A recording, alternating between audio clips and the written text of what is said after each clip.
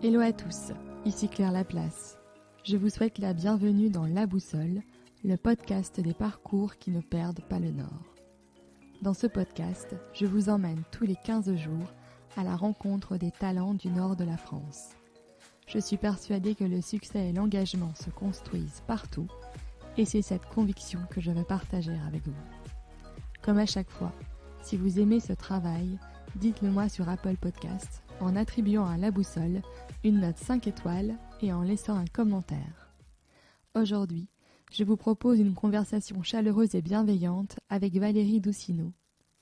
Valérie a cofondé, avec son associé Richard Van Lerberg, l'agence de communication Nikita, il y a bientôt 30 ans. Valérie nous parle de son parcours, depuis les bancs d'Audencia à sa première expérience lyonnaise, son arrivée dans le Nord où elle rencontre Richard au sein de Oura l'agence, puis la création de Nikita. Les débuts, et au fil de la croissance de l'agence, l'enrichissement de l'offre et l'arrivée de talents qui permettent aujourd'hui à Nikita d'accompagner ses clients dans leur stratégie à long terme. Valérie est aussi une femme engagée, que ce soit auprès des entrepreneurs avec Little Big Woman ou Investing Stories. Elle nous parle aussi de ses questionnements et de sa conviction que nos efforts dans cette période de crise doivent aussi porter sur l'accompagnement de notre jeunesse en révélant leurs talents, via notamment l'initiative de Marina Barrault, cequejeveusfaire-plus-tard.com. Avec Valérie, nous avons parlé de féminisme, de reconnexion à la nature, de vulnérabilité, de confiance, de l'importance de l'écoute et de la nécessité de rester optimiste. Vous retrouverez dans les notes de l'épisode les liens vers Nikita ainsi que toutes les personnes citées par Valérie. Je ne vous en dis pas plus et vous souhaite une excellente écoute de notre conversation.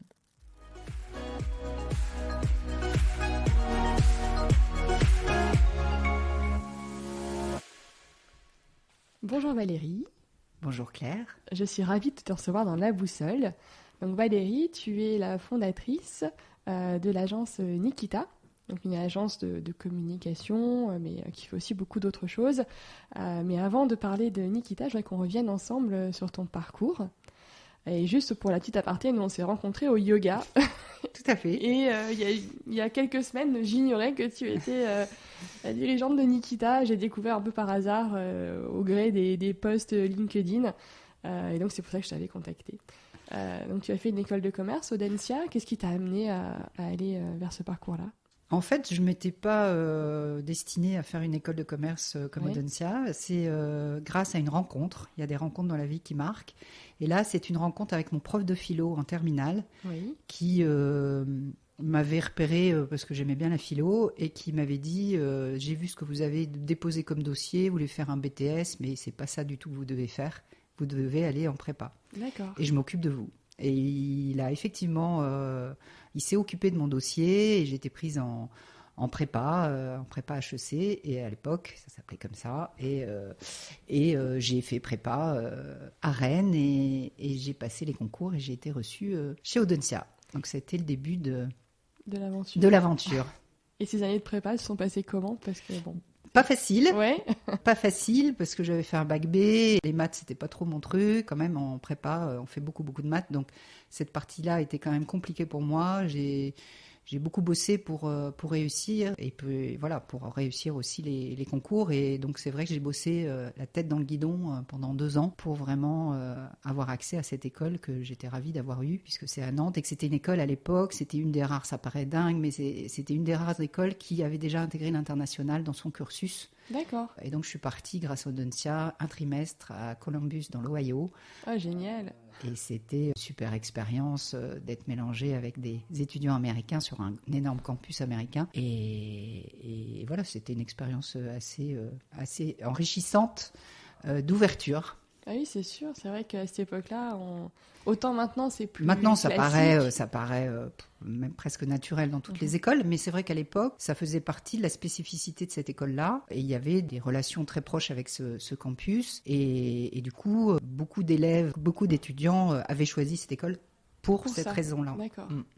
Et donc, j'ai pu travaillé avec des étudiants américains. Je peux vous dire qu'ils sont pas du tout, à l'époque en tous les cas, pareil. n'étaient pas du tout les mêmes que ceux que j'avais, avec lesquels je travaillais à Nantes. J'ai vu aussi les différences culturelles, notamment en plus, Columbus, c'est quand même l'Amérique profonde. Il y avait tout cet aspect moralisateur qui m'avait vraiment marqué. Tout était moral. C'est fou ça. Et c'était, oui, ça m'avait profondément marqué. Et puis aussi très centré sur eux-mêmes. Déjà à l'époque, il y avait plein de choses qu'ils avaient peu d'ouverture sur le monde. Ça m'avait aussi profondément marqué dans les travaux de groupe qu'on faisait. D'accord. Je trouvais que les Français, on avait quelque chose d'extraordinaire, c'est que quand même, on allait beaucoup plus vite qu'eux.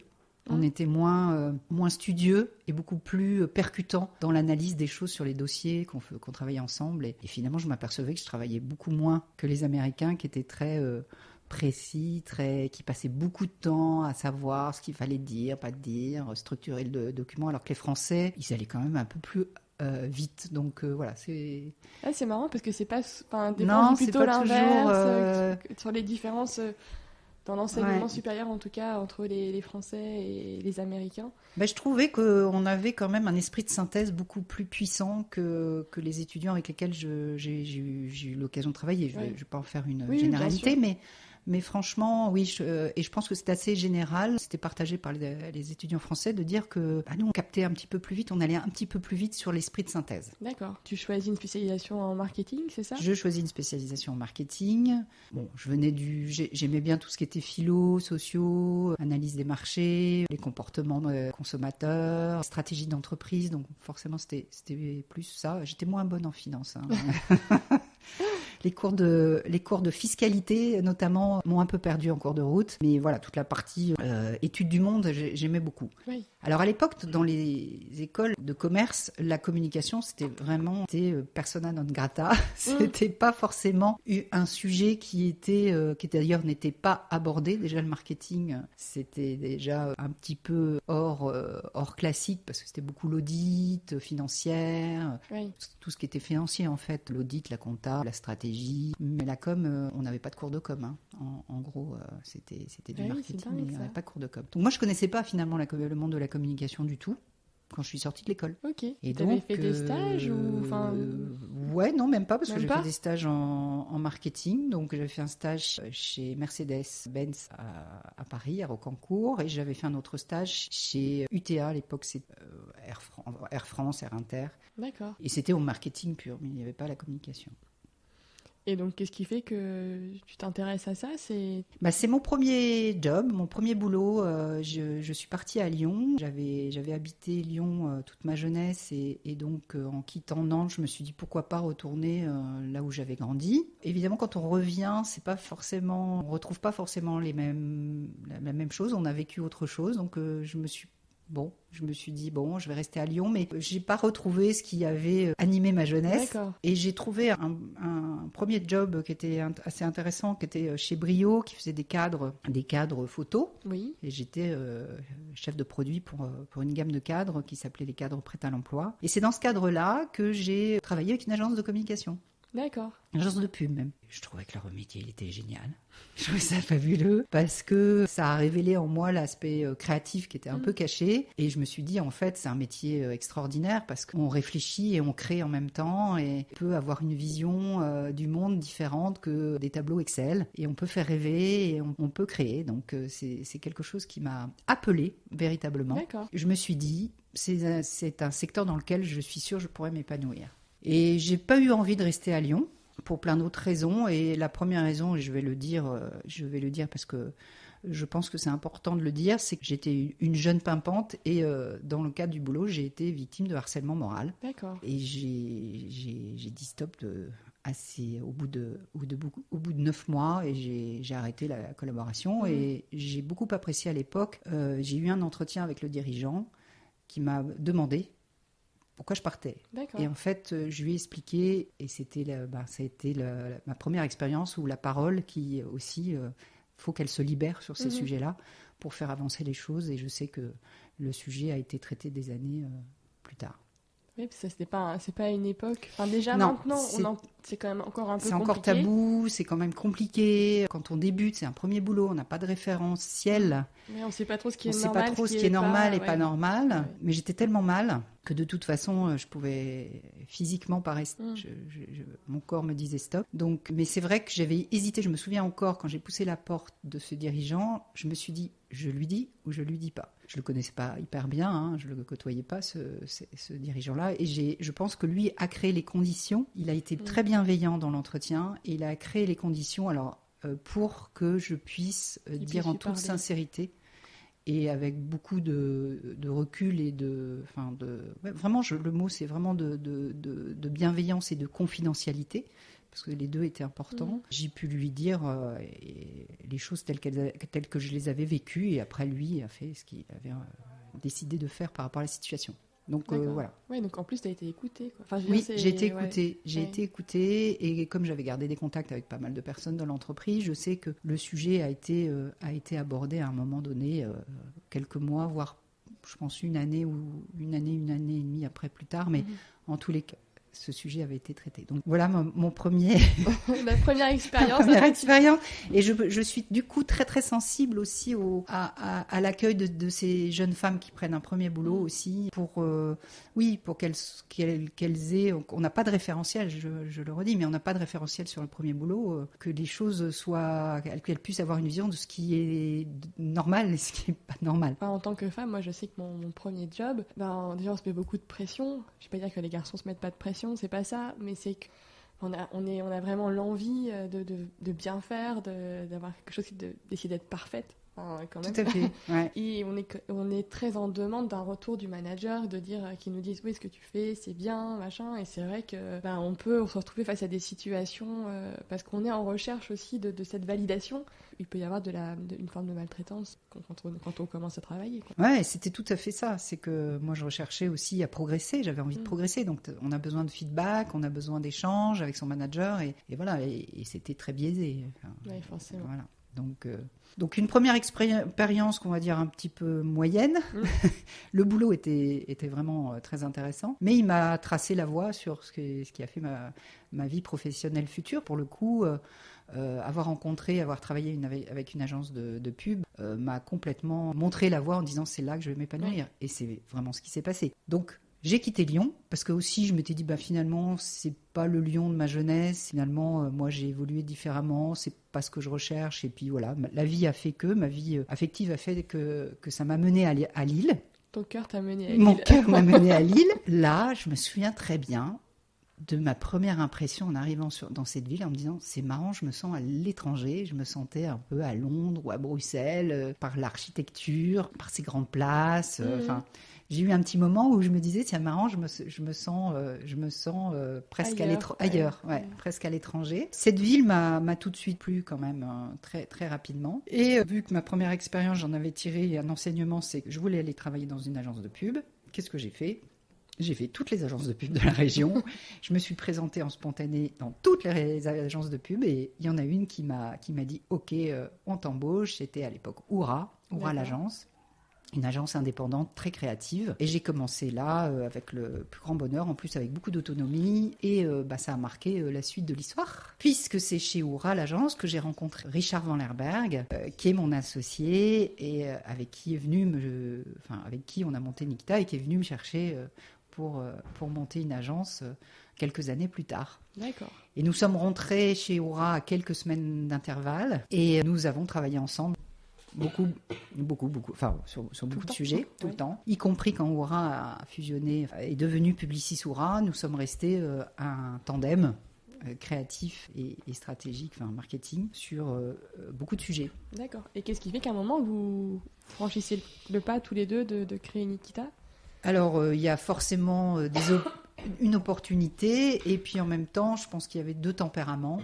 Je pense qu'on est deux tempéraments assez indépendants. Ok. Et donc, dans le moule Publicis, Voilà. Dans le moule Publicis, moi, je me suis un peu ennuyée. en D'accord. fait. Je m'ennuyais un petit peu, j'avais pas assez de challenge. Oui, et puis je pense aussi que c'est mon histoire personnelle. Je sais que j'ai un père qui a travaillé dans un grand groupe. J'avais pas forcément une image très positive des grands groupes, notamment quand on arrive à 50 ans. Oui. Et je m'étais dit que moi, je voulais créer ma propre boîte. C'était quelque chose qui était quand même ancré en moi. Et donc, tu avais quand même un esprit Oui, entrepreneur. oui, j'avais un esprit entrepreneur. D'accord. L'indépendance d'abord, l'entrepreneuriat ensuite. Et quand moi-même j'ai eu l'expérience finalement d'être dans un groupe comme Publicis, je me suis dit ah oui, non, ça va peut-être pas le faire. Il n'y avait pas suffisamment de conditions. C'est une très belle boîte, hein. Franchement, c'est une entreprise magnifique avec des valeurs magnifiques, avec des clients aussi qui étaient assez exceptionnels. J'ai appris beaucoup. Mais il n'y avait peut-être pas le rythme que moi je souhaitais avoir, beaucoup plus dense, beaucoup plus avec des sujets, des enjeux, des challenges. Voilà, ça manquait un petit peu de challenge. Peut-être plus de transversalité aussi. Plus de transversalité.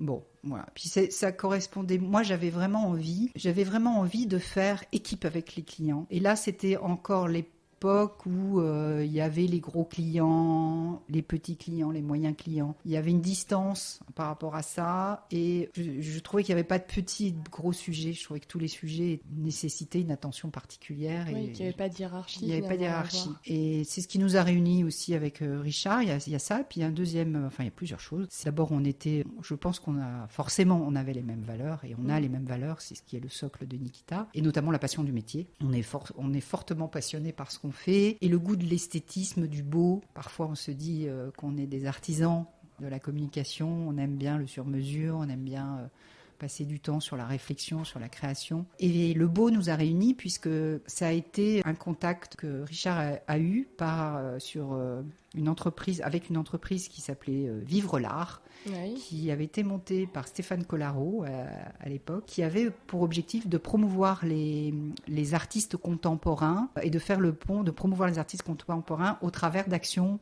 promotionnelles des marques et faire le pont entre le monde artistique et le monde économique au travers des marques. Et nous avons commencé dans l'artistique pur, puisque notre première mission qu'on a eue avec Vivre l'Art était de faire des reproductions d'art numérotées et signées. Donc c'était vraiment de la fabrication.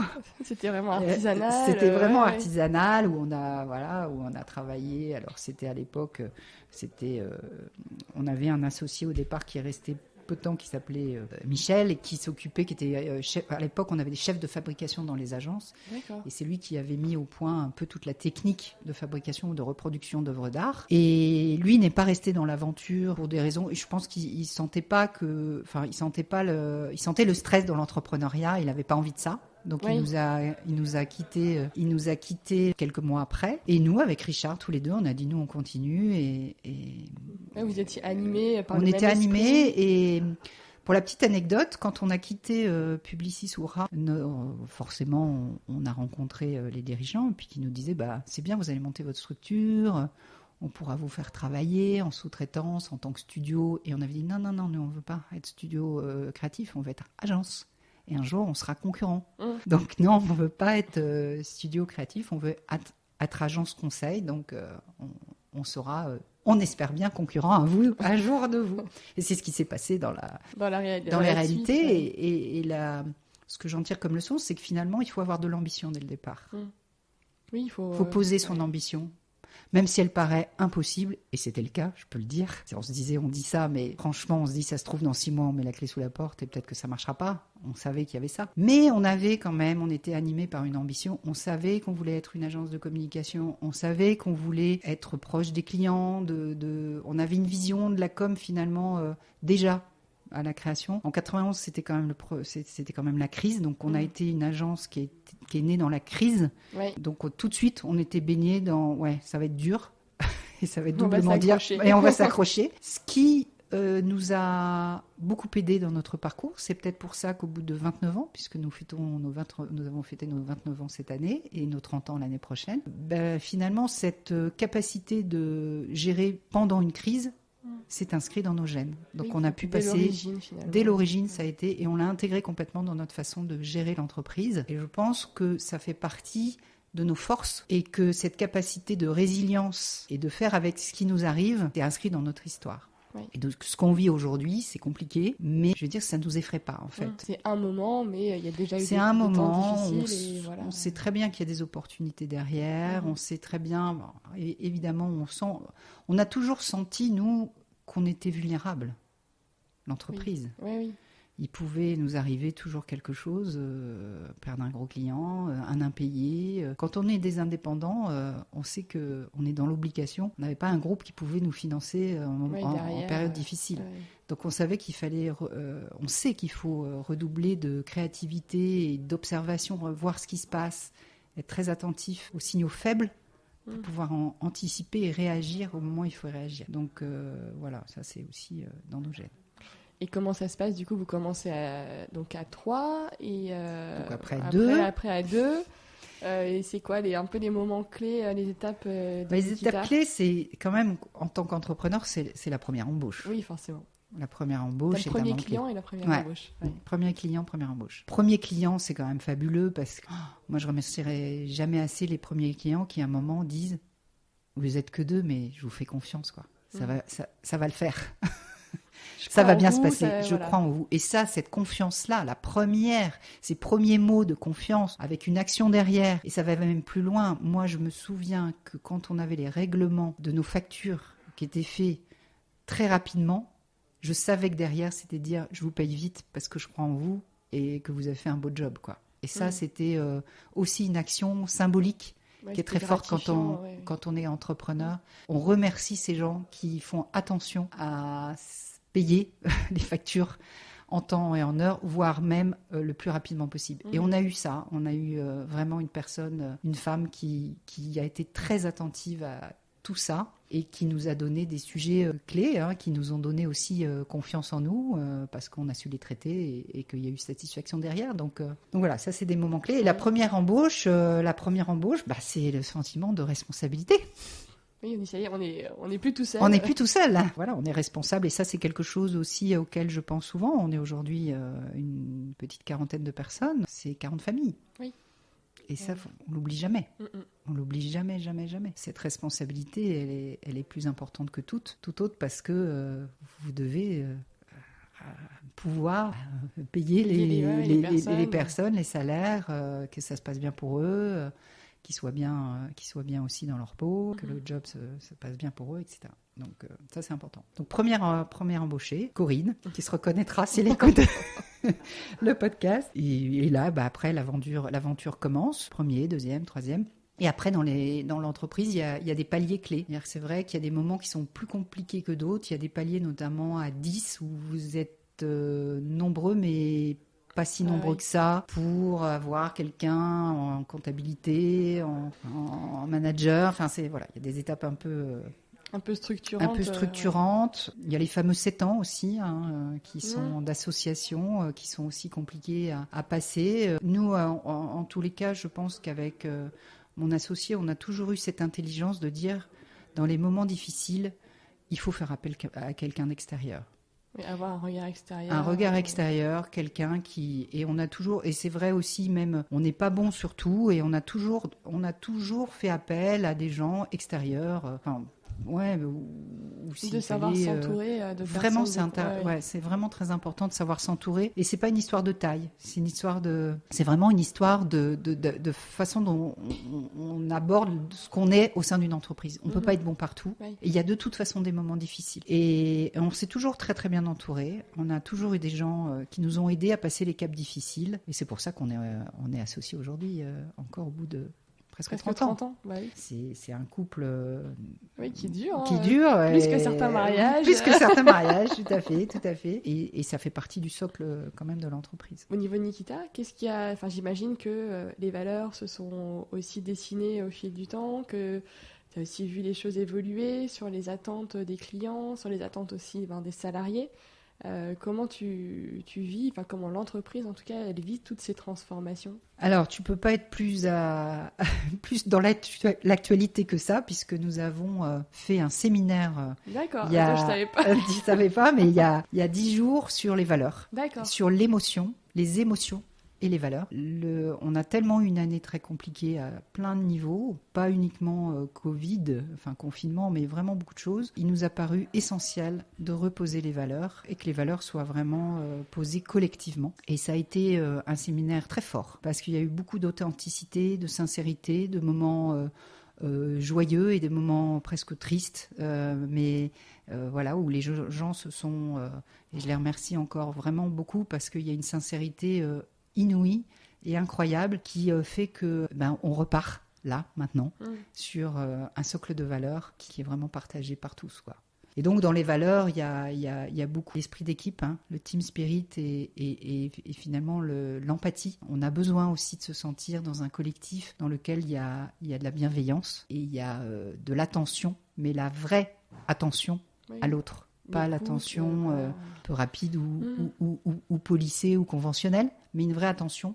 Il y a un vrai besoin aussi de respect de chacun, c'est-à-dire respect de son travail, des difficultés qui sont liées au travail ou des conditions dans lesquelles il faut faire le travail, notamment quand on est en télétravail ou quand on est quand on est en cas contact ou quand on est avec des clients qui parfois eux-mêmes ont un stress très fort et qu'on récupère ce stress-là. Enfin, il y a plein de sujets qui sont abordés, le stress même interne, hein, comment on gère le stress des uns et des autres, l'importance aussi, on l'a vu, la positivité. Oui. C'est un mot que je trouve magnifique qui a été sorti vraiment par l'équipe, de la positivité. Et je trouve que moi ça me correspond bien en tous les cas parce que derrière toute difficulté, j'essaye tout du moins de garder du positif et de voir des choses positives derrière. Et c'est partagé par l'équipe, c'est dire en fait on vit quand même dans des choses compliquées, il y a quand même des choses tellement super, tellement apprenantes. Enfin, voilà, dans une journée, on a des journées incroyables. Hein, en agence de communication, on a vraiment des journées qui ne ressemblent jamais à la précédente ni à la suivante. Et finalement, quand on regarde, il y a quand même plein de choses super intéressantes et positives qu'il faut tirer de la journée. Et donc ça, c'est aussi donner du positif aux autres. Oui, c'est important. C'est très important. D'absorber la pression et de restituer plutôt du positif ou parfois même de la joie ou des choses positives pour que le collectif en sorte grandi. Voilà, et qu'on se sente fort à plusieurs. Donc voilà, et puis après il y a forcément la passion du métier. On est tous des très grands passionnés de nos métiers. Alors il faut savoir que quand je regarde le nombre de métiers qu'on avait à la création d'entreprises, même il y a 10 ans, et le nombre de métiers qu'on a aujourd'hui, c'est hallucinant. C'est-à-dire qu'aujourd'hui, on a une équipe avec des expertises tellement diverses que si c'est important de connaître les expertises de chacun, d'où ce besoin de dire explique-moi bien ton métier, la complexité de ton métier et du temps que tu as besoin. Alors respect du temps aussi de chacun, parce qu'on est quand même très assujetti à la pression des plannings.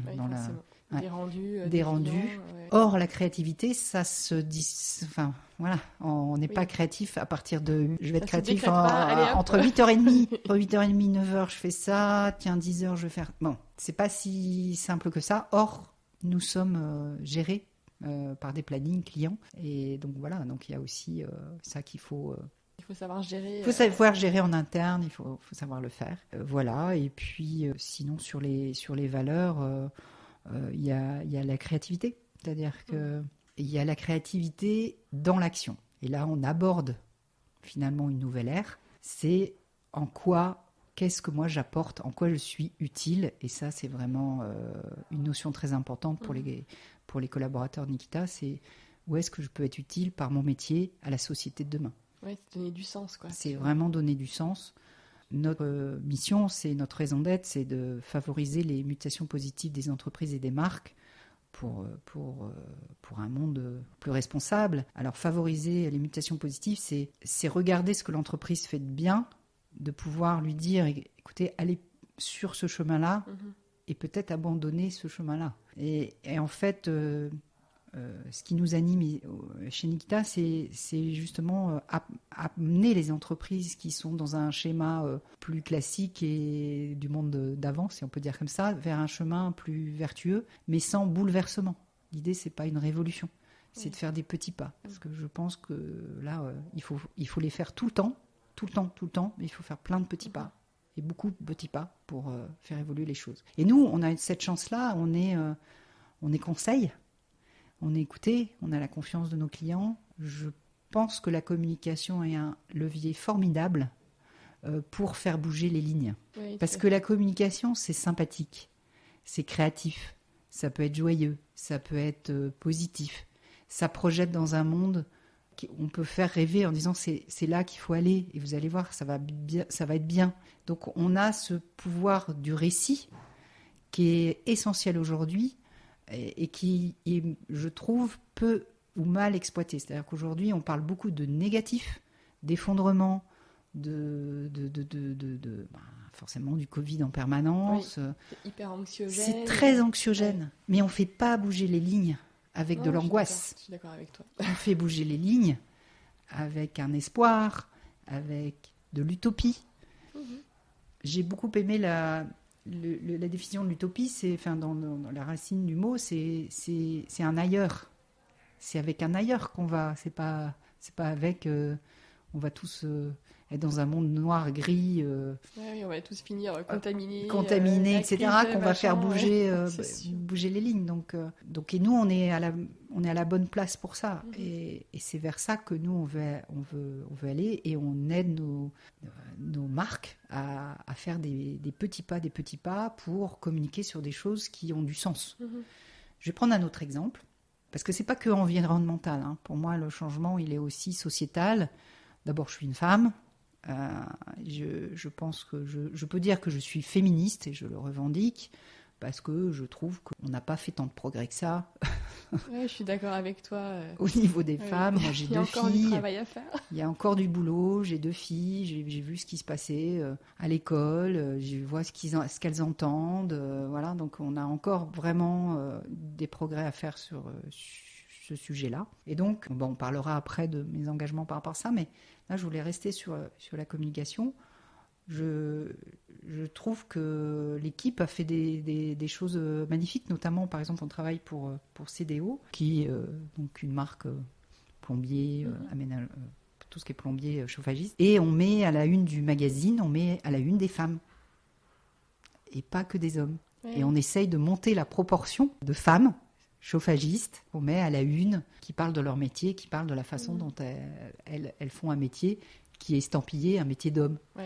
Voilà. Bon, mais ça, c'est des petites choses où la communication, c'est des petits pas, mais ça peut changer aussi, ça peut faire changer l'état d'esprit, la vision des métiers qui sont estampillés masculins et pourquoi ils ne seraient pas féminins. Et inversement. Et inversement, exactement. Et inversement. Donc voilà, ça, c'est aussi c'est un des exemples parmi tant d'autres. Et est-ce que tu ressens, parce que c'est vrai que la situation qu'on vit, qu'on a vécue et qu'on vit, je trouve, entraîne aussi beaucoup de questionnements positifs quand même dans les entreprises, où on se pose des questions sur ce qu'on fait, comment on le fait, comment on améliore, et aussi la réflexion plus de nous en tant que citoyens, de se dire comment on peut avoir un impact plus positif. Est-ce que ça, tu vois ça dans les demandes de tes clients, de les accompagner davantage dans cette réflexion-là ? Alors moi, je le vois surtout au niveau des collaborateurs. D'accord. En fait, on fait beaucoup de workshops parce qu'on travaille des visions d'entreprise, des valeurs, des positionnements, les plateformes de marque, tout ça, et on travaille beaucoup avec les collaborateurs, avec les codires d'une part et les collaborateurs d'autre part. Et parfois, je trouve que finalement, le collaborateur, il est très citoyen aujourd'hui. Il a une facette très citoyenne, et on voit l'interne, même à l'interne de chez Nikita. Il nous pousse aussi à dire mais qu'est-ce que je fais d'utile, et il y a des choses que je faisais avant que je ne ferais plus, dans le pro et dans le perso. Donc c'est très sympa finalement ce qu'on vit, on relie le pro et le perso, et on relie bien les deux, et à un moment on va être bien aligné. Et en fait, ce qui est demandé aujourd'hui par tout le monde, et les consommateurs y vont aussi, mais cet alignement citoyen consommateur collaborateur, on y est là. On y est. On peut pas. Moi, je parle toujours d'Amazon, mais si tu commandes chez Amazon, quand tu vois les conditions de travail, le coût transport, CO2, le coût matière avec le nombre de cartons, d'emballage, le coût humain, le coût économique, quel type d'économie tu finances, prends tes responsabilités. Oui. Est-ce que le fait de l'avoir en 24 heures, ça vaut ce coup-là ? Est-ce que c'est bien nécessaire, quoi ? Est-ce que c'est bien nécessaire ? Bon, pour info, nous, chez Nikita, il est interdit de commander, en tous les cas pour l'entreprise, quoi que ce soit chez Amazon. Parce que voilà, on n'a pas envie de financer cette économie-là et on réfléchit aussi à nos actes, même nous en tant qu'avec qui on travaille. Donc, moi, tu vois, à titre perso, il y a un moment où il était vraiment leader sur le livre.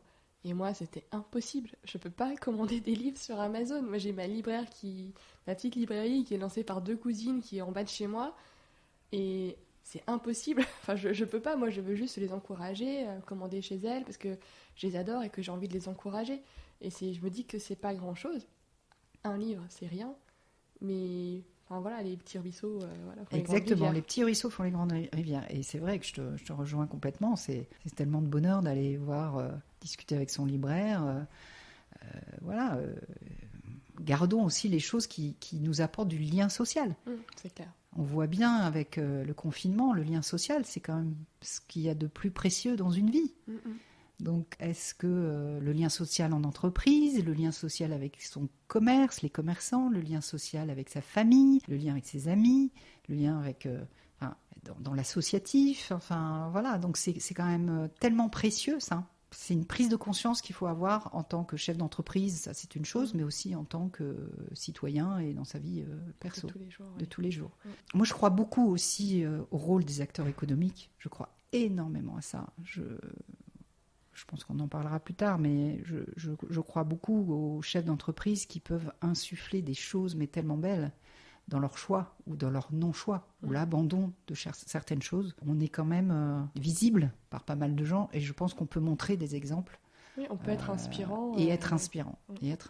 C'est dans ce cadre-là qu'on a commencé chez Nikita une démarche Bicorp pour choisir hyper ambitieux. Hyper ambitieux, c'est hyper ambitieux, c'est hyper bousculant, c'est hyper interrogeant.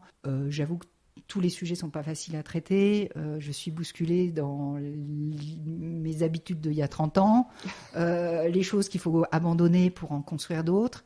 Mais on a choisi cette démarche-là parce que justement, elle est très exigeante et du coup, ça nous pousse à sortir des réflexes anciens ou des choses qu'on aurait trop peur d'abandonner. Ben non, là, on est obligé de se poser des questions. Et voilà, c'est très bousculant comme démarche, mais je la trouve magnifique. En tous les cas, c'est comme ça. Il faut avoir de l'ambition. Je le redis, mais je crois beaucoup à la radicalité aujourd'hui. C'était pas le cas il y a quelques années, mais maintenant, je dis, il ne faut plus se taire, il ne faut plus dire les choses à moitié, abandonner le consensus et dire les choses telles qu'on a envie qu'elles soient. Il faut le dire. Il faut faire des choix. C'est la période, elle est faite pour ça. Et c'est pas la période où il faut se taire. C'est la période où il faut au contraire prendre un haut-parleur et dire les choses qu'on a envie de dire sur le cœur. C'est la période où il faut aligner la tête, le cœur et les jambes. Et le corps, c'est pas facile, mais c'est important. Et je crois que c'est aussi une période où il faut de l'introspection. Faut vraiment aller chercher ce qu'on est en tant que personne. Faut travailler sur soi pour être mieux avec les autres et pour prendre les bonnes décisions aussi en tant que dirigeant. Et ce travail personnel, pour moi, il est essentiel, que moi j'ai mené il y a quelques années déjà, que je continue à mener. Et pour moi, c'est important pour être aligné en permanence. Et être solide aussi pour mener l'agence dans son futur, quoi. Oui, tout à fait. Et tu parlais aussi de tes engagements autres que Nikita. Oui. J'aimerais bien qu'on en parle parce qu'ils sont hyper intéressants et je trouve que c'est vraiment en lien avec qui tu es aussi. Alors moi, mon premier engagement a été auprès des femmes, forcément.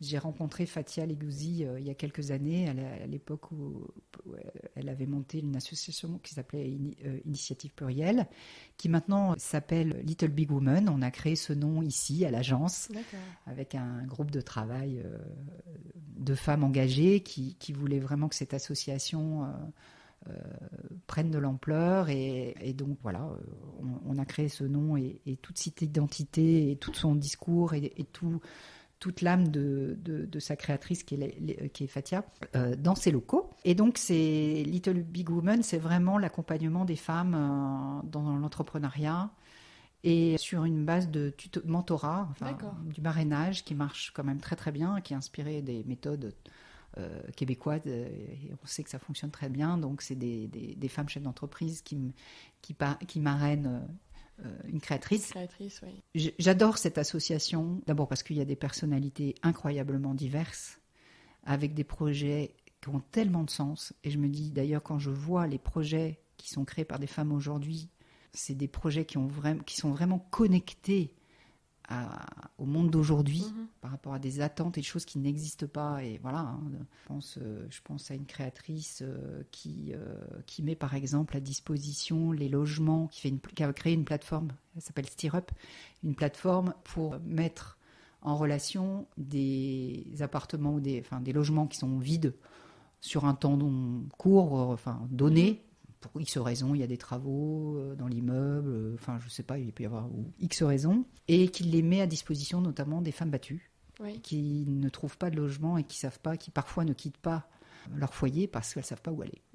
Et donc qui accueillent ces femmes avec leurs enfants. Ça va aussi, qui accueillent aussi des migrants, et sur un temps donné, et voilà. Donc je trouve que c'est magnifique, ça correspond quand même aussi à des choses sur lesquelles il faut être attentif aujourd'hui. Oui, tout à fait. Sur des gens qui sont en fragilité. Et donc cette association, Little Big Women, moi je trouve que c'est intéressant que les femmes aident les femmes parce que finalement on a des choses qui sont parfois compliquées à gérer. Moi je l'ai vécu, j'ai 3 enfants. D'abord j'ai eu des congés maternité qui étaient réduits au minimum. Je pense qu'un mois pour la première, ça a été très dur de laisser ma fille au bout d'un mois et reprendre à 120% l'entreprise. Donc, et je pense qu'il n'y a pas mieux qu'une femme pour parler de ces moments difficiles. Et moi, j'ai été très aidée par des femmes qui avaient qui avaient 10 ans de plus que moi et qui me donnaient des visions positives de ce que ça allait être demain ou de ce qu'elles ont pu, par exemple, vivre avec leurs enfants plus grands. À des moments où moi, j'étais en culpabilité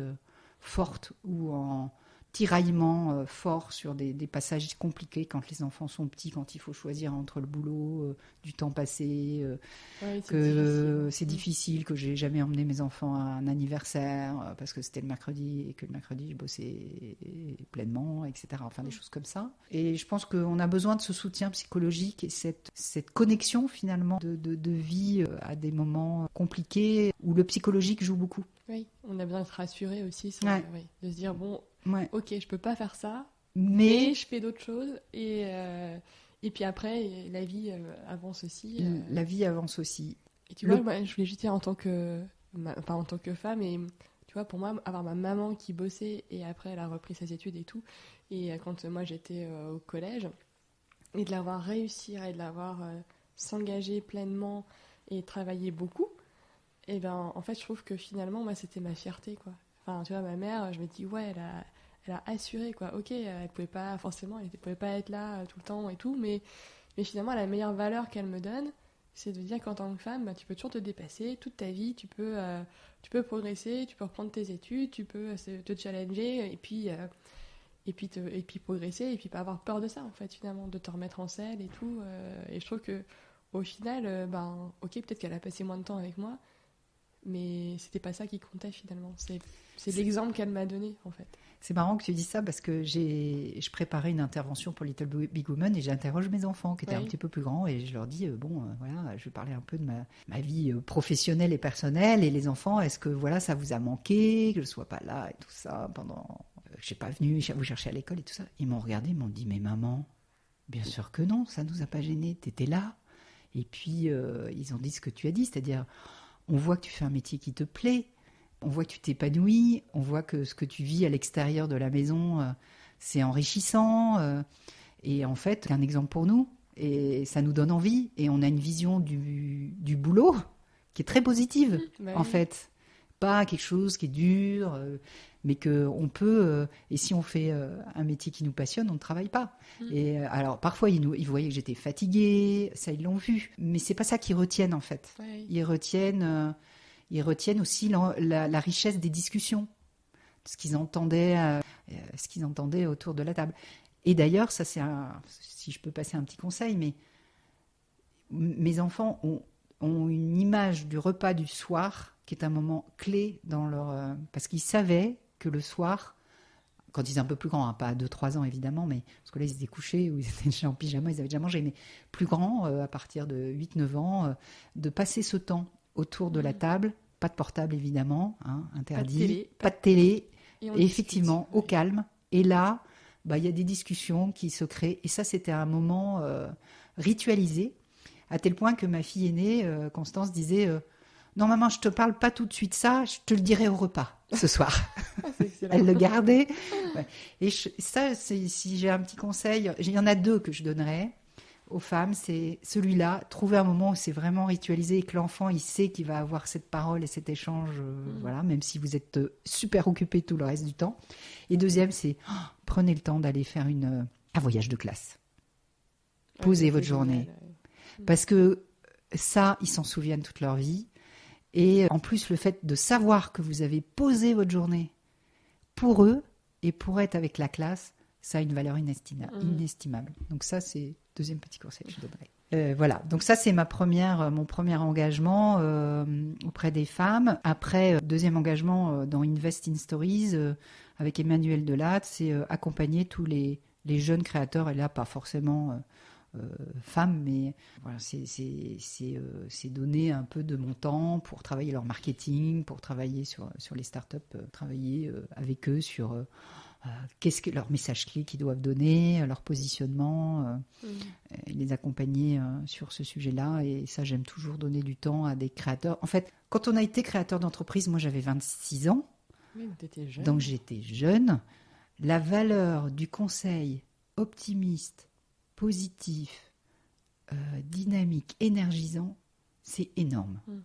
Parce que quand vous créez une boîte, il y a tellement de gens qui vous disent ah, t'es sûr, tu vas quitter ton boulot, t'es sûr, parce que quand même, t'es bien payé, machin, t'as des avantages. Enfin, ça existe toujours, ça. Oh, ah ouais, t'es sûr. C'est quand même 90% des gens qui vous disent ça. Oui. Moi, c'était le cas, y compris dans ma famille, qui n'ont jamais compris.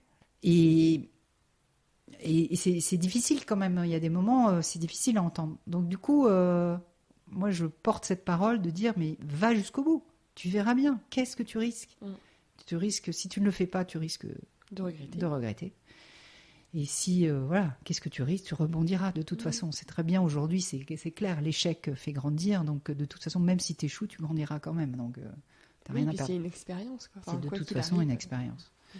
Donc je prône les paroles auprès des jeunes, et en tous les cas je leur donne beaucoup mon objectif, c'est de leur donner cette énergie et qu'ils ressortent gonflés à bloc pour dire ouais, allez, j'y vais. Allez, J'y crois. Et moi, ça comptait beaucoup pour moi. Enfin, les 2-3 personnes que j'ai rencontrées dans la création d'entreprise m'ont beaucoup apporté. Donc j'imagine que ça peut contribuer à donner la pêche. Et puis alors j'ai un troisième sujet maintenant qui pendant le confinement, qui m'a sauté aux yeux, c'est l'abandon de la jeunesse, l'attention qu'on n'a pas portée à la jeunesse.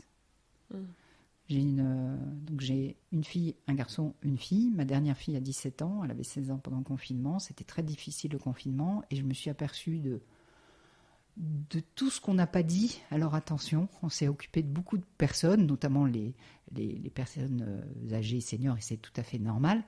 Mais on a eu très peu d'attention portée à cette jeunesse qui a été coupée dans son élan au moment où ils ont besoin de contact, de voir des potes, de se couper des parents, de grandir. Leur interaction, d'avoir leur intimité, leur interaction à eux. Et là, ils se retrouvent où? Chez les parents. Coincés, seuls.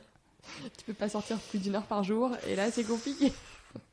Donc, le déconfinement n'a pas mieux aidé. Hein. Je sais que j'ai eu un chiffre sur le 93, le département, il y a 4000 jeunes qui ne sont pas re-rentrés au collège ni au lycée. Ouais. Donc, il y a un décrochage scolaire qui est quand même assez inquiétant. Or, la jeunesse, c'est notre avenir. C'est eux qui vont avoir tous les enjeux à gérer. Donc, il faut s'en occuper, quoi. Donc, c'est mon sujet actuel.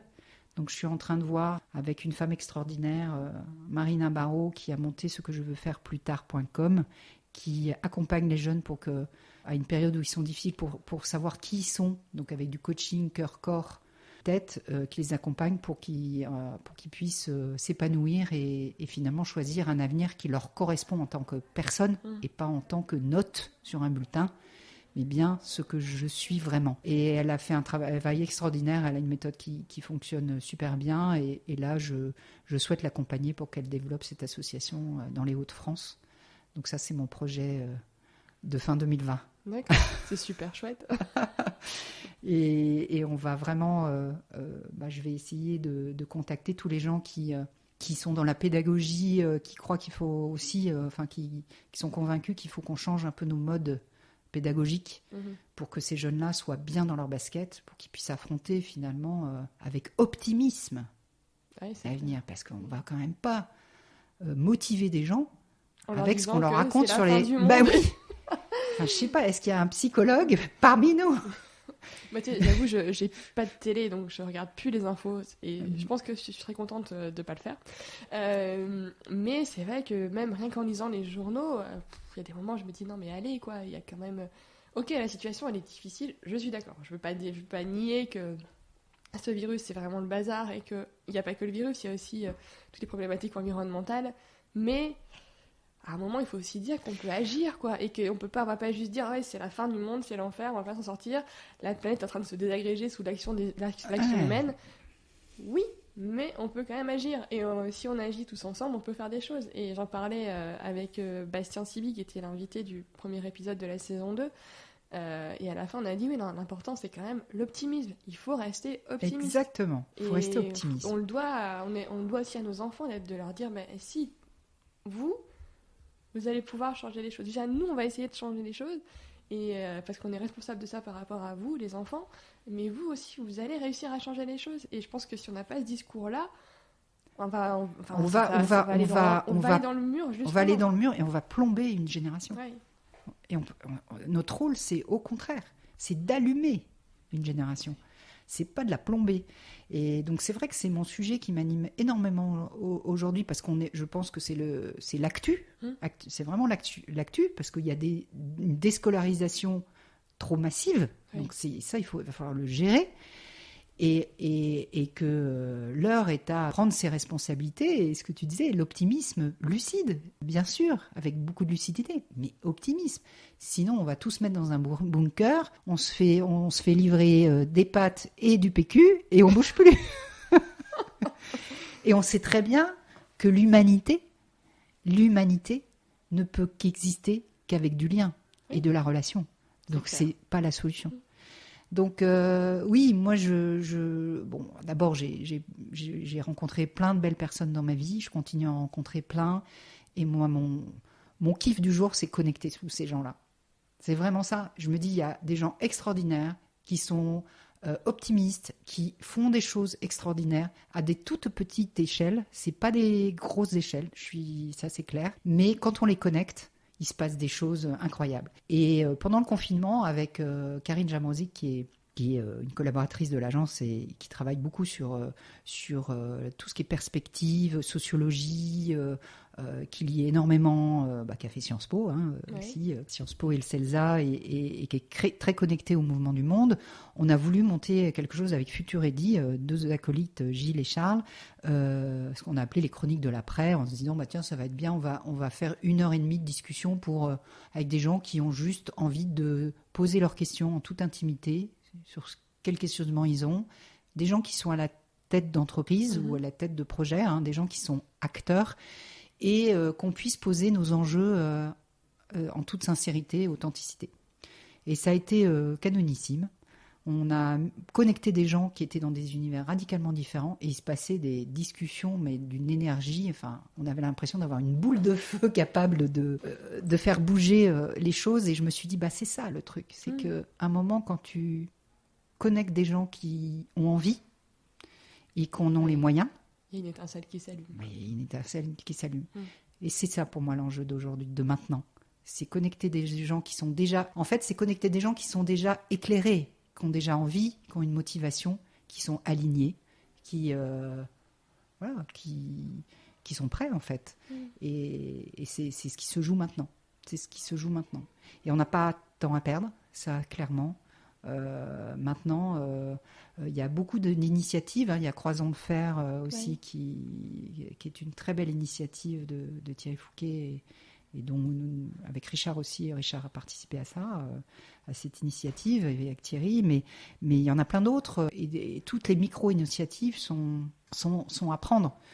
Donc on sait très bien, il y a un chiffre moi auquel je pense tous les matins quand je me lève, c'est que quand 10% de la population adopte un nouveau comportement, quelque chose de nouveau, c'est le point de bascule pour que l'ensemble bascule dans ce nouveau, qui fait peur, évidemment, ou qui peut être anxiogène pour certains. Mais c'est 10-15%, on va dire 10-15%, hop, on bascule, ça fait basculer.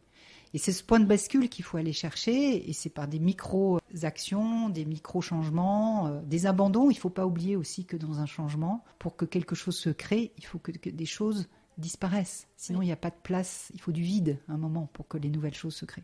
Et c'est ça qui est difficile. C'est ça qui va être compliqué, c'est gérer cette transition-là, et ça va être compliqué, vraiment. On a besoin de gens optimistes, comme toi. Et puis c'est pas parce qu'on perd, tu vois, ça me fait vraiment rebondir sur la conversation que j'ai eue avec Bastien, mais on se disait, voilà, lui, il fait de la mobilité partagée sur une plateforme coopérative. Et ils m'ont parlé du fait de partager sa voiture sur le trajet domicile-travail, qui est quand même un enjeu pour essayer de diminuer l'engorgement des villes, la pollution et tout ça. Et que oui, c'est vrai, tu n'as plus de voiture. Bon. Et qui est quand même un marqueur social, voilà. Mais bon, maintenant, les choses évoluent.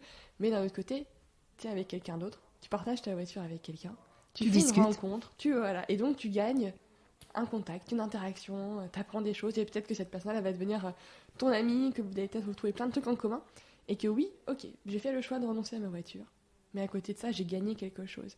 Et donc, il y a des renoncements, mais c'est pas forcément négatif, en fait, parce que tu renonces à quelque chose, mais c'est pour avoir quelque chose de meilleur, en fait, finalement. J'aime beaucoup l'expression qui est de dire quand tu dis non, donc non, je ne prends plus ma voiture, non, je ne prends plus ma voiture, tu dis oui à autre chose. Oui, c'est ça. Et c'est ça, je dis non à la voiture et au trajet que je vais faire tout seul, mais je dis oui au fait que j'ai envie de passer ce trajet à discuter de choses et d'autres avec quelqu'un d'autre. C'est ça. Et ce non-là qui est porteur d'un oui, je trouve que aussi c'est une façon de voir un peu différemment, de changer notre prisme. Ouais, je suis d'accord avec le toi. non qui appelle un oui. Et souvent, ce oui-là, c'est un oui qui est important pour moi. C'est-à-dire, c'est quelque chose qui est important pour moi. Ça fait sens. Ça fait sens. Et puis après, dans cette période-là, il faut aussi laisser de la place à la surprise, quoi. Il y a peut-être des choses aussi qui vont émerger, qui sont positives, on ne sait pas quoi. Ce qui est très, très angoissant, c'est qu'on a appris deux choses avec le confinement et puis avec ce virus, et c'est qu'on est vulnérable, qu'on est tous, et ça, c'est finalement, on ne peut pas tout maîtriser, et finalement, cette vulnérabilité peut-être va nous remettre à l'essentiel. Et puis, le deuxième chose, c'est que il y a des choses qui ne peuvent plus être, et qu'il y a des choses nouvelles qui doivent être, et notamment, regardons tout ce qu'on a adoré, c'est tout ce que les gens ont fait avec l'humanité qui nous correspond. Ces infirmières, les éboueurs, tous ces gens-là qui, finalement, ces petits métiers invisibles qu'on ne voyait pas, qu'on a vus tout d'un coup et qui nous apportent beaucoup. Voilà, on a décentré. J'aime beaucoup cette expression de dire la vie, c'est quand même tout ce qui se passe à un quart d'heure de chez toi. Tout ce qui se passe à un quart d'heure de chez toi, à pied ou en vélo, c'est ça qui t'apporte beaucoup. C'est ta relation de voisinage, ton commerçant, le fait d'aller à l'école à pied ensemble. Ça, c'est quand même l'essentiel de la vie, quoi. Oui, c'est clair. Donc, voilà, on pourrait partir presque en philo, là. Oui, ça c'est sûr. Ou en sociaux, je sais pas. Et je vois que le temps passe, et donc ton temps, il est aussi important, Valérie. Et je voulais juste te poser les quelques dernières questions du podcast. Donc, ce podcast, ça s'appelle La Boussole. Donc, la boussole, ça donne le nord, une direction. Est-ce que toi, tu aurais un message à faire passer ? C'est vrai qu'on a parlé de plein de sujets, mais s'il y en avait un qui te tenait plus à cœur que les autres, qu'est-ce que tu voudrais dire à nos auditeurs ? Alors, le nord, déjà, je trouve fabuleux parce que moi, j'ai adopté... je suis complètement nordiste aujourd'hui. Donc, déjà, ce mot me plaît beaucoup. Et le nord, je trouve qu'on a une force dans cette région, sur ce territoire, qui est la résilience. On l'a vécu avec plein de choses sur notre territoire. Et je me dis que si ne perdons pas le nord, si ne perdons pas nos attributs, nous, des Hauts-de-France, qu'on a dans nos gènes aussi, cette capacité à être très créatif, résilient, parce qu'on sait se connecter entre nous, parce qu'on a cette ce sens de l'humain. Et je crois beaucoup aux écosystèmes qui sont en train de se monter dans la région, vraiment. Je pense qu'il se passe plein de choses, donc j'ai qu'un message, c'est aller dans ces écosystèmes-là, inscrivez-vous dans tout ce qui se passe sur la région. Non seulement ça donne la pêche, mais ça donne des opportunités aussi de business, parce que pour moi, c'est purpose and profit, comme dirait... c'est aussi nos entreprises, si on est entrepreneur, il faut qu'elles vivent aussi. Hein, donc, c'est sûr. mais je pense qu'on peut faire les deux. Donc c'est ça, c'est l'écosystème, et parce que l'écosystème atteindra peut-être les fameux 10%. Oui, les petits pas. Et les petits pas. Je suis une fan des petits pas. Est-ce que tu as des rituels dans ta semaine, des moments importants pour toi? J'en ai un qui est très important pour moi. Je prends des cours de dessin et 3 heures. Donc là, c'est un effet méditatif et où j'oublie tout et en modèle vivant. Et je trouve ça fabuleux. Et en plus, c'est un cours intergénération. Donc il y a plein d'échanges hyper sympas avec les élèves. Mais voilà, c'est un moment de grande détente. Le yoga, évidemment. Bah oui, avec notre super Emma. Avec notre super Emma, qui est indispensable. Et ça m'aide beaucoup aussi pour gérer mon stress quand même, parce que Dieu sait si on en a. Et après, ce temps, moi, j'ai vraiment redécouvert le bienfait de la nature. Et je ne peux pas passer une semaine sans marcher dans la nature. C'est plus possible aujourd'hui, ça fait partie de mes rituels de regarder un arbre pendant 10 minutes s'il faut. Ouais, de se reconnecter. Vraiment de se connecter, vraiment dans une connexion. J'ai découvert ça au Vietnam, j'ai fait un voyage seul au Vietnam et j'ai découvert vraiment ce que c'était que la joie de la contemplation. Quand on regarde un magnifique paysage et qu'on laisse le paysage entrer dans son être, ça crée quelque chose de vraiment joyeux. Et donc, j'ai découvert ça au Vietnam et maintenant, j'essaye, alors je ne l'ai pas toutes les semaines, mais j'essaye de retrouver cette sensation-là. Et d'ailleurs, je voulais aussi, je sais qu'il y a un livre aussi, je voulais partager, un livre que j'ai lu pendant le confinement. Tu devances ma question. Ouais, j'ai devancé ta question. Mais je voulais en parler parce qu'il est en lien avec ce que je viens de dire. C'est l'émotion cachée des plantes. Alors, c'est pas sur la sylvothérapie et tout ça, mais c'est vraiment... J'ai trouvé ça beaucoup mieux, de Didier Van Kovlar. L'émotion cachée des plantes qui montre comment les émotions... que les plantes ont des émotions et comment elles s'activent les unes avec les autres dans leur écosystème. Donc il y a 2 mots qui sont clés pour moi, c'est cette reconnexion à la nature et l'écosystème. J'ai parlé d'écosystème économique tout à l'heure, mais l'écosystème au global.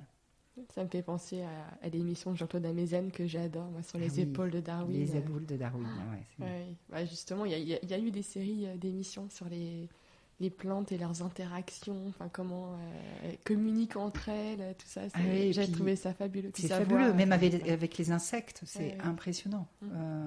Donc ce livre-là, il est pas connu, c'est un éditeur, je ne sais même plus qui c'est un petit éditeur, mais voilà, je crois que vous pouvez le retrouver chez votre libraire d'à côté. Indépendant. Indépendant.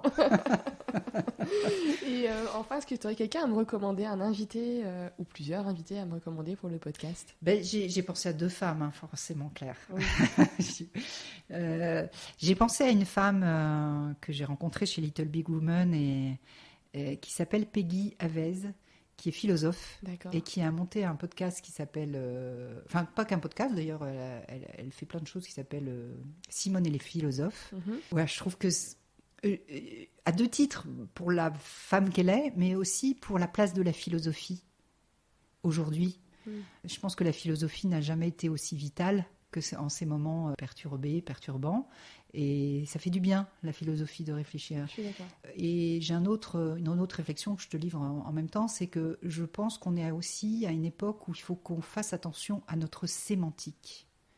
Il y a des mots qui font peur, il y a des mots qui glacent, il y a des mots qui ne projettent pas des choses positives.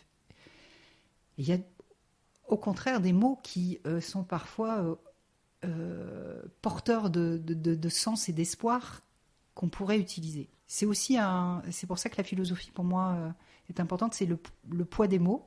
Bon, je suis dans la communication, donc forcément, j'y suis sensible aussi aux images énormément et aux vidéos, mais la façon d'expliquer les choses, parfois il faut vraiment tourner cette fois sa langue dans la bouche pour dire les choses. Parce que quand on dit les choses négativement, on peut parfois les dire positivement et ça fait un effet autre chez la personne qui l'entend. Et je pense que les médias feraient bien aussi de temps en temps de penser à l'équilibre.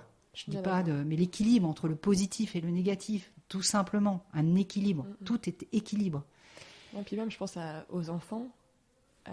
Selon comment tu leur dis les choses, ça peut avoir un impact même dans leur vie. Enfin, parfois, ça peut être le truc insignifiant, mais ça peut casser un élan complètement selon comment tu l'as dit et effondrer la confiance en soi. Enfin voilà, il faut quand même faire attention à ce qu'on dit, à l'impact que ça peut avoir. Il faut vraiment faire attention à ce qu'on dit, à ce qu'on écrit. Et d'autant plus à l'ère des réseaux sociaux où il y a tout et n'importe quoi, on voit bien. Là. Donc il faut faire attention, et c'est vrai que parle des enfants, il faut vraiment parfois prendre un temps de silence pour dire comment je vais lui dire positivement. Ouais.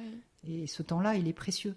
Et je trouve qu'en entreprise, on est à la même époque. C'est parfois en interne, on voit l'importance de la communication interne. C'est mon sujet aussi, c'est notre sujet chez Nikita.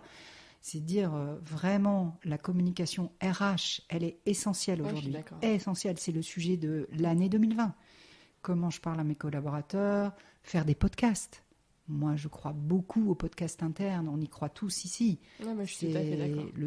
Parce que la tessiture de voix, c'est tellement chaud, c'est tellement chaleureux, c'est tellement humain par rapport à plein d'autres choses. Et je crois beaucoup aux podcasts, vraiment. Oui. Moi aussi, forcément. Forcément.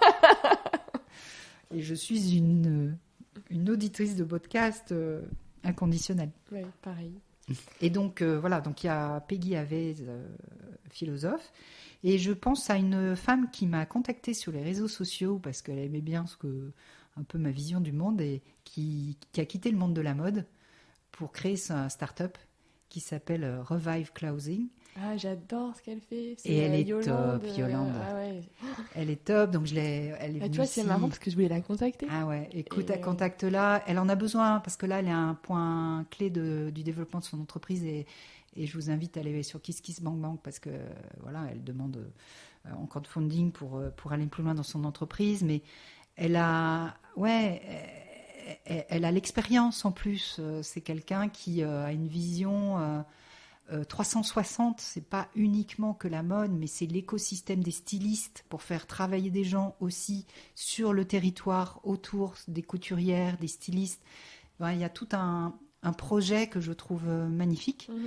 Et donc, c'est une rencontre qui a eu lieu sur LinkedIn et ensuite très rapidement en présentiel et en physique. Et c'est une femme que je trouve qui mérite d'être écoutée. Et donc voilà, Yolande Classen, que je te recommande. Voilà. Super. Merci beaucoup Valérie. Merci pour ton temps. J'étais ravie. C'était un vrai plaisir. Merci à toi, Claire. De discuter avec toi. À bientôt. À très bientôt. Merci.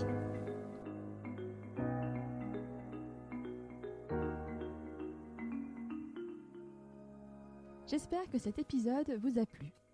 Vous retrouverez dans les notes de l'épisode les ouvrages et les initiatives évoquées pendant notre conversation.